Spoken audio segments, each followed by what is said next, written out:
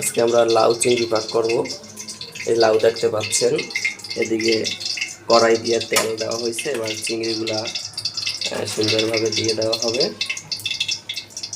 এই দেখতেই পাচ্ছেন, তেল গরম হচ্ছে, ফুটছে, চিংড়ি দিয়ে দেওয়া হচ্ছে। চিংড়ি দেওয়া হচ্ছে, এবার পেঁয়াজ কুচি, মরিচ দেওয়া হচ্ছে। পেঁয়াজ কুচি, মরিচ দিচ্ছে।